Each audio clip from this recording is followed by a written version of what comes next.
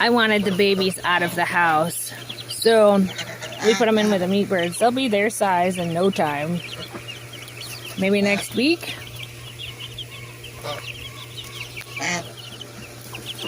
We hatched them. This is the neighbor's AIM she gave us. And they're silky. These are our guys. They are golden comets, cinnamon queens, Isa browns. Basically the same thing. They are a leghorn and a Rhode Island red mix. They are good layers. There's the AIM. Hope it's a hen.